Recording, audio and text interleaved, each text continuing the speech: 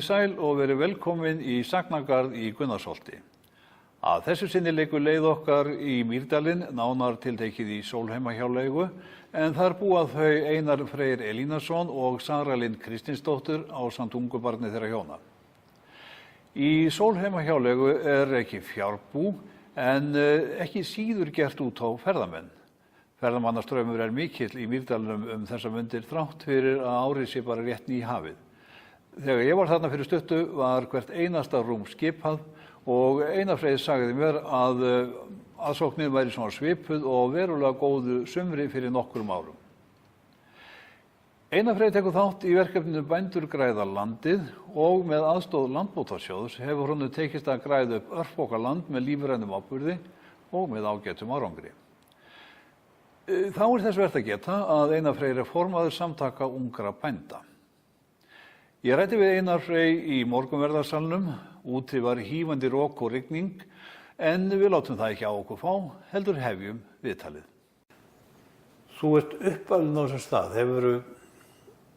hefur þar alveg mikil tengsl við hann gerir ráð fyrir?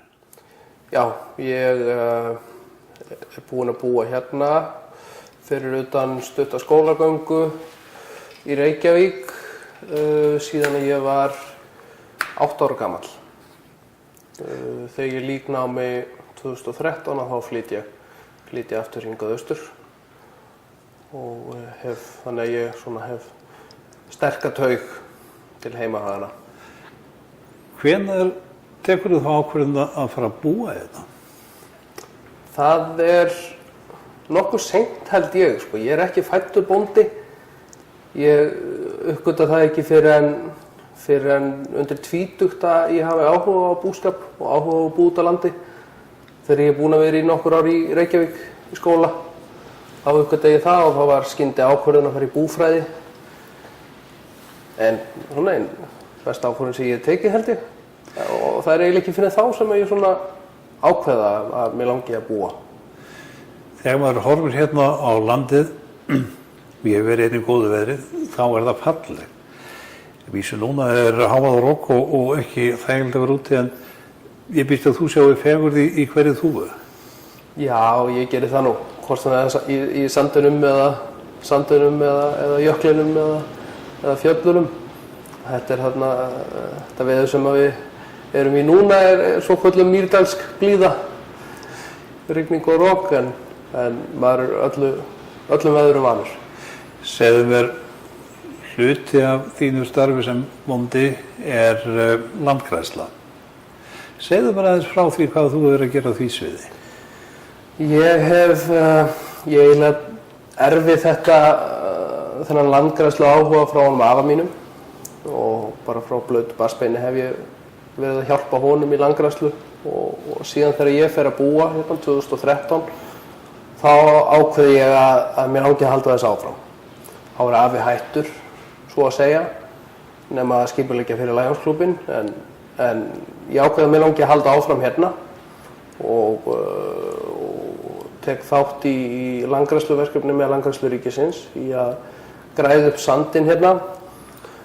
Og það var reyndar að frumkvæði landgræðslunnar sem var mjög gaman. Eftir eldgosið í Eyjafjallajökli að þá kom landgræðslan að orði við okkur og bauðst til þess að sá hérna í sandinn til þess að hefta fok og þá ösku.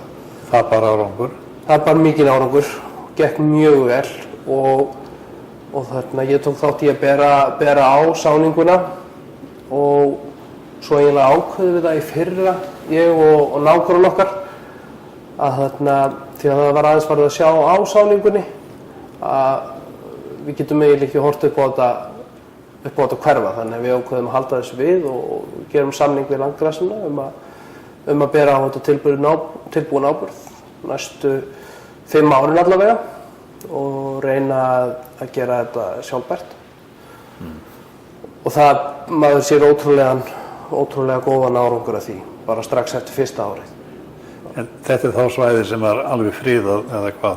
Það ekki alveg friðað, nei, en þetta það nú búið að fækka mikið fé hérna á þessari Sólheimatorfu sem við köllum fyrir ekki svo mörgum árum að þá voru hérna rúmlega 900 fjár. Það voru líka mikið af hestum, mikið af nautgripum líka sem gengu hér út allar trissur. Og það er ekki núna, það er bara fé og það er eitthvað tæplega 400. Þannig að beitin hefur ekki að við teljum teljandi áhrif á landgræðsluna. Nei. Þið eruð að gera fleira í samvinnu við landgræðsluna, þú sem bóndi, þú ert í Bændurgræðalandi líka? Já, og ég hef verið að græða upp hérna sandinn líka með í svokölluðu tilraunaverkefni með lífrænum áburði, hef verið að dreifa úr rúllum og moði og nota skít líka. Núna á seinustu 3-4 árum held ég sé búinn að græða upp eitthvað 4-5 hektara kannski og það er þá bara mjög góð uppgræðsla. Það er strax komin mikill lífrænn massi ofan á sandinn. Já. Þannig að það sem maður geti kallað að væri orðið sjálfbært eiginlega nánast strax. En ég ímynda mér þegar ég horfi hérna út gluggann í gegnum veðrið að það séu allmargir hektarar eftir. Það eru nokkur þúsund, en ég hef líka út af því ég er nú ekki bara sauðfjárbóndi, ég er ferðaþjónustubóndi líka. Já. Að þá hef ég svo mikið, ég hef svo gaman og ég held mikið upp á þessar sko, hvað ég segja, fjölbreytileika í landslaginu. Og það er kannski ástæðan fyrir því að flugvélaflakið sem að margir hafa heyrt talað niður á Sólheimasandi er orðið svona vinsælt. Já. Því að fólk lappar þarna niður úr og þá hefur það sjóinn og það hefur sandinn og svo hefur það heiðina og svo hefur það jökulinn. Það hefur allan þennan fjölbreytileika í landslaginu á einum stað og þetta er eitthvað sem ég vil halda upp á. Ég lít á sandinn sem mikla auðlind líka í ferðaþjónustunni. Já. En þú ætlar að halda áfram að græða engu að síður þennan sand? Ég ætla að halda áfram, já. Hérna norðan við þjóðveginn, og það er mikið verk óunnið ennþá, þar sæi ég fyrir mér að klára alfarið að græða upp sandinn. Og það er búið að græða talsvert sunnan við veg líka og var sá lúpínu fyrir þó nokkuð mörgum árum og svo aftur núna fyrir nokkrum árum aukalega á talsvert stórt svæði. Í mínum huga er það nóg. Því að hitt svæðið er þá við flugvélina og þar umkring. Svæðið sem ég sé enga ástæðu til þess að græða upp.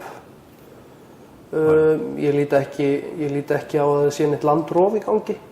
Þetta er einfaldlega svartur sandur. Það er engin lífræn efni að hverfa. Nei.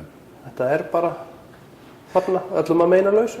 En þegar við horfum hérna upp í heiðina, þá veit ég hérna fyrir þegar hann afiðinn Einar Þorsteinsson kemur til og fer að búa hérna, þá mun hann hafa sagt að það hefur verið talsvert mikið rófubörð í heiðinni.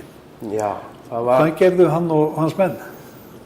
Já, það var lyft miklu grettistaki hérna, hann afi og í samstarfi við nágrannana hérna.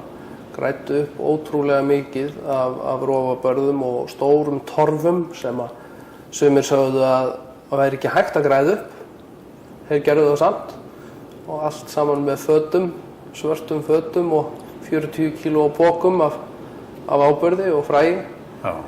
Og það var sko þegar hann byrjar að búa þá var ekki óalgengt að stæði hérna moldarstrókur úr heiðinni á þurrviðri stöðum. En nú sér maður það ekki lengur. Nú veit ég að bændum hefur fækkað hérna á þessu svæði. En engu að síður taka menn sér saman og fara í landgræðsluferðir? Bændur á þessu svæði? Já, það hefur verið sérstök hefð fyrir því hérna á Sólheimatorfinu veit ég. En Lionsklúbburinn hérna, Lionsklúbburinn Suðri á þessu svæði, hann hefur verið ótrúlega öflugur í landgræðslu og farið víða í sveitafélaginu. Nú nýlega var tekið nokkuð stórt rofasvæði inn við Höfðabrekku afrétt og hann hefur líka grætt upp talsvert stórt svæði við Reynisfjall, rétt utan við Vík, sem var mjög áberandi og Lionsklúbburinn hefur grætt það upp. Þannig að það hefur verið talsvert hefð fyrir því allavega að menn fari saman í félagi og græði upp hér á svæðinu. Þá þéttbýlisbúar og sveitamenn? Já, allt eins þéttbýlisbúar í Vík sem að taka þátt í því. Áttu talandi aftur sjálfbærni og það sem henni viðkemur, þú ert að dreifa sér úr rúllum hérna á nokkuð stórt svæði ekki langt frá. Er það gott efni? Það er afskaplega gott efni. Þú átt nóg af því? Ég á nóg af því, ég á alltaf mikið högturum á túnum sem ég þarf að slá og þarna voru svona breyttir búskapahættir. Við vorum með mjólkubú hérna fyrir nokkrum árum. Ég tími ekki að hætta að slá neinn tún, þannig að ég heyrði þau öll ennþá og dreifi úr rúlunum þarna. Þetta er náttúrulega mjög dýr landgræðsla að gera þetta svona, en þetta svínvirkar. Og maður sér strax ef maður dreifir snemma að vori að þá sér maður strax komna græna slikju á það að hausti og næsta ár er þetta orðið mjög fallegt. Og þetta er alveg sjálfbært, þannig þarf ekki að neitt að dreifa ábyrgð á þetta líka? Ég hef dreift skít á þetta og þá verður það tekið mjög vel við sér. En það sem að ég hef grætt upp núna fyrir svona 5-6 árum að það get ég ekki séð betur en að sé orðið sjálfbært. Er það ekki þitt besta mál? Það er þitt besta mál, áskaplega gaman. Nú, þeir sem ekki þekkja Einar Þorsteinsson þá var hann ráðunautur hérna á þessu svæði árabil. Er hann ekki frekar ánægður þá með strákinn að skuli halda áfram verkinu? Ég vona það. Ég vona það. Ég allavega hef unnið mikið með honum og haft mjög gaman að því að vinna saman á landgræðslu, hvort sem er hér upp í heiði eða ég oft farið með Lionsmönnum líka. Já. Sko, nú veit ég að hérna það sem við sitjum er talsvert af trjám sem að ammaðinn mun hafa gróðursett nýkominn frá Danmörku. Hefur þið dottið í hug að reyna fyrir þér varðandi skógrækt að setja niður einhver skjólbelti eða slíkt? Ég hugsaði mjög mikið um það því ég var nýbúinn með skógfræði áfanga í búfræðinni. Ég ætlaði sko að raða niður skjólbeltunum hér og þar. Mér hefur ekki orðið úr því, en maður getur ekki annað en maður þekkir vel hvernig það er að búa hérna við þessi tré eða ekki, því að ég bjó í Sólheimatungu hérna skammt frá og þar eru engin tré, mikið rok, þetta er tvennt ólíkt. Þú finnur skjólið hér? Ég finn skjólið hér. Það er ótrúlega þægilegt. Ég hef ekki séð fyrir mér að fara í mikla skógrækt. Kannski einfaldlega vegna þess að ég bara veit að ég annað því ekki, en það væri gaman.